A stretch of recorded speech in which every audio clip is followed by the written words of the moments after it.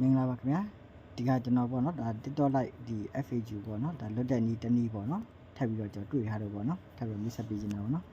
အဲ့တော့ကျွန်တော်ဒီခါဟိုပေါ့ကိုယ့်ရဲ့ဖုန်းကပေါ့နော်ဒါပြောဆိုအရေးကြီးရပေါ့အရေးကြီးရဒါပြောစင်ကလည်းပိတ်လို့မရဘူးပေါ့နော်စင်ကလည်းပိတ်လို့အဆင်မပြေဘူးအဲ့လိုတွေအတွက်ပေါ့နော်ဒါဒီလွတ်တဲ့နီးတနည်းပေါ့နော်အဲ့တော့ကျွန်တော်တို့ဘယ်ဟာလေးရင်တောင်းထားရမလဲဆိုတော့ဒီမှာ APK mirror ပေါ့နော်ဒီမှာဒီ ambulant လေးပေါ့နော်APK mirror ရဲတောင်းထားရမယ်နောက်တစ်ခုကဘာလဲဆိုတော့ဒီမှာ empty manager ပေါ့နော် empty manager ဒီ empty ဒီအမဲအောင်ပုံလေးနဲ့ဟာပေါ့နော်ဒီအောက်ကဒီအမဲအောင်ပုံလေးနဲ့ဟာလေးတစ်ချက်တောင်းပေးရမယ်ပြီးသွားရင်ဒီမှာပေါ့နော် VMOS Pro ပေါ့နော်ချိုပြောနေ VMI ရ VMI ရဆိုတာဒီ software ကိုပြောနေရပါတော့ဒီ VN ဆိုတဲ့ software မှာဒီအဆင်ပြေနေကြရပါတော့အဲ့မှာဒီ software 3ခု download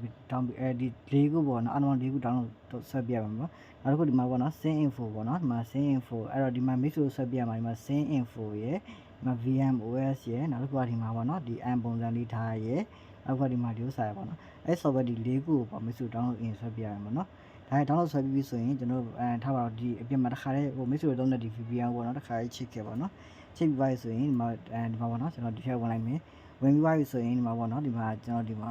VMOS Pro တွေကိုတစ်ချက်ဝင်လိုက်မယ်ပေါ့နော်ကျွန်တော်ဒါတစ်ခါလေး log in ဝင်ပြီးသားမို့ဒီနေရာတစ်ခါတန်းရောက်နေတာပေါ့နော်မိစုကမလုပ်ရသေးဘူးဆိုရင်ဒီမှာပေါ့နော်ဒီမှာအပေါင်းလက္ခဏာတွေကိုနှိမ့်လိုက်မယ်နော်ဒီအပေါင်းလက္ခဏာတွေကိုနှိမ့်လိုက်ပြီဆိုရင်ဒီမှာပေါ့နော်အများကြီးပဲရှိရပါတော့ဒါဒီအများကြီးဒီကြာလာမယ်running အများကြီးရှိရကျွန်တော်မတော့မပြတော့ဘူးပေါ့နော်ဘာလို့ကျွန်တော်တုတ်ထားတယ်များနေပေါ့နော်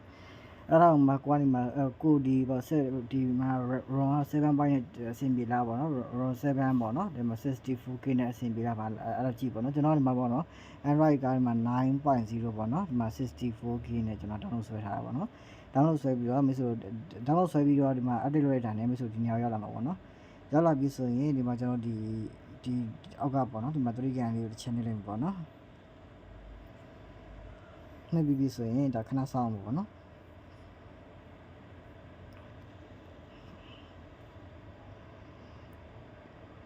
အဓိကဗျာဒီ single letter ပိတ်လို့အဆင်မပြေသူတွေတော့ပေါ့နော်ဒီ new line ကြီးကတော့ FAQ ကိုတော်တော်များလုပ်ကြရပါတော့အဲ့တော့ဒီမှာခဏလေးစောင့်မှာပေါ့နော်အဲ့တော့အတန်းလေးပြသွားပြီဆိုဒီနေရာတန်းရောက်လာမှာပေါ့နော်အဲ့တော့ဒီမှာပေါ့နော်ကျွန်တော်ကတော့ဒီမှာတစ်ခါ download ဒီမှာတစ်ခါဒါတွင်းပြီးသားမို့ဒီနေရာတန်းရောက်နေပါတော့မိတ်ဆွေကမတွင်းပထမတော့ဒီမှာဒီထဲကိုရောက်ပြီဆိုရင်မိတ်ဆွေနဲ့ဒီဘက်ပေါ့နော်အောက်ကဒီမှာဒီ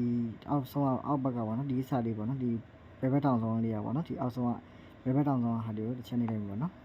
နှိပ်ပြီးပါဆိုရင်ဒီမှာကျွန်တော်တို့ဒီမှာဒီနေရာလေးပေါ့နော်ဒီနေရာလေးမှာကျွန်တော်ပြင်ရမယ်ပေါ့နော်ဒီမှာဒီနေရာလေးမှာပေါ့နော်ဒီမှာ wifi ဒီမှာပေါ့နော်ဒီမှာပထမနေ့1 2ဒီ3ခုမြောက်ကဒီနားပေါ့နော် wifi အောက်ကဒီနေရာလေးပေါ့နော်အဲ့နေရာလေးနှိပ်ပြီးတော့ဒီမှာပေါ့နော်ဒီဘီနာဟာလေးပေါ့နော်ဒီနားဟာလေးတွေကိုဒါကိုစိတ်ကြိုက်အဲ့မှာတစ်ချက်2ချက်3ချက်ပေါ့နော်ဒါ browser စနစ်နဲ့နှိပ်ပြရမှာပေါ့နော်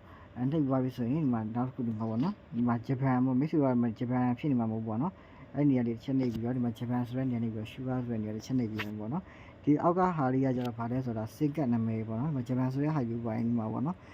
်ဒီဒါသူဂျပန် single နာမည်တခုရွေးပြရင်ပေါ့နော်ပြီးရင်ဒီအောက်ကဟာလေးကိုလည်းပဲဒါအဓိကမိတ်ဆွေဖုန်းနဲ့ဒီမှာပေါ့နော် ID မတွင်ရရပေါ့နော်ဒါလေးတစ်ချက်ရွေးပြရင်ပေါ့နော်ရွေးပါဆိုရင်ဒါတစ်ချက်ပြန်ထုတ်မယ်ပေါ့နော်ထပ်ပြီးဆိုရင်ကျွန်တော်တို့ဒီမှာပေါ့ကျွန်တော်ကတော့ဒီမှာတစ်ခါတွင်းပြီးသားဆိုဒီ software ရဲ့တန်းရောက်နေတာပေါ့နော်မိတ်ဆွေကဒီမှာ TikTok Lite ကိုမတွင်းတွင်းမလို့အဆင်မပြေသေးဘူးဆိုရင်ပေါ့နော်ဘာမှဆိုဒီမှာပေါ့ browser ထဲဝင်ပေါ့နော်ဝင်ပြီးသွားရင်ဒီမှာဆက်30ကိုနှိပ်မယ်ပေါ့နော်setting ပေါ့နော် setting နည်းနည်းလေးမြန်မြန်လေးတောင်းလိုက်မယ်နော် video ရှိသွားမှာဆို setting ဆိုတဲ့ချက်နှိပ်ပြီး general နှိပ်ပြီပေါ့နော်နှိပ်သွားပြီဆိုရင်ဒီမှာကျွန်တော်တို့မှာ search engine ဆိုတဲ့နေရာမှာပေါ့နော်ဒါ Google ဆိုတဲ့ဟာတွေတစ်ချက်ရွေးပြရမှာပေါ့နော်ရွေးပြီးသွားဆိုရင်တစ်ချက်ပြန်ထွက်မယ်ပေါ့နော်ဒါဆိုရင်တစ်ချက်ပြန်ထွက်သွားပြီဆိုရင်ဒီမှာပေါ့နော်ဒါကျွန်တော်တို့ဒီ software တွေဘယ်လိုတွင်းရလဲဆိုတော့တစ်ချက်ပြန်ပြပြီပေါ့နော်ဒီလေကောင်းဒီဟာလေးနှိပ်လိုက်မယ်နှိပ်သွားပြီဆိုရင်ဒီမှာပေါ့နော်ဒီကနေပြီးတော့မှ software တွေကိုတစ်ခါ import လုပ်ပြီးတော့တစ်ခါဒီ software တွေကိုတစ်ခါယူလာလို့ရရပါတော့TikTok Lite ကိုဒီကနေတစ်ခါယူလို့ရဆိုတော့ပို့စီပြရပါတော့ကျွန်တော်တို့တကယ်ယူလို့မရဘူးဆိုရင်စောစောဒီ Google တဲ့ browser တွေကနေမှဒီမှာရိုက်ရှာပြီပေါ့နော် TikTok Lite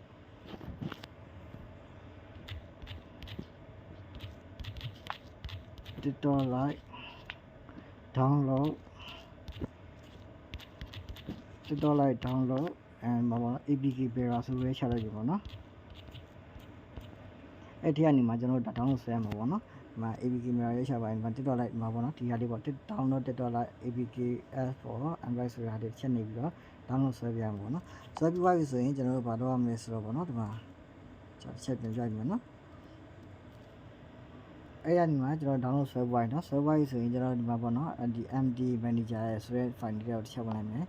ဝင်ပြီးသွားရင်ကျွန်တော်ဒီမှာပေါ့နော်ဒီမှာ download ဆိုတဲ့နေရာလေးကိုတစ်ချက်နေလိုက်ပြီဆိုရင်ဒီမှာပေါ့နော် base ဆိုဒီမှာ download ဆွဲထားတဲ့ဟာဒီပေါ်နေပါပေါ့နော်ပြီးသွားရင်ကျွန်တော်တစ်ချက်ပြန်ထွက်မယ်ပြန်ထွက်ပြီးတော့ဒီမှာပေါ့နော်ဒီမှာဒီ software တွေ APK Camera ဆိုတဲ့ software တွေကိုပြန်ဝင်မှာပေါ့နော်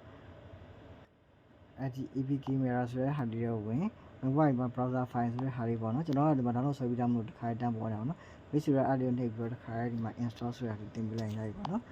ပြီးသွားပြီဆိုရင်ဒီမှာကိုယ့်ရဲ့ TikTok လိုက် account လေးကိုဝင်ပြီးတော့တောင်းရင်အဆင်ပြေသွားပြီပေါ့နော်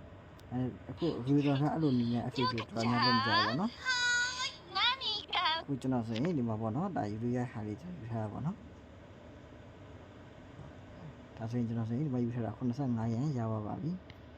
အဲ့တော့မိတ်ဆွေတို့လည်းအားလုံးပဲအဆင်ပြေကြပါစေလို့ဆုတောင်းပါရပါတော့နော်ကျွန်တော်ရဲ့ channel လေးကိုလည်း subscribe လုပ်ပေးပါလို့ကျွန်တော်ပြောချင်ပါတယ်ကျေးဇူးများတင်ပါတယ်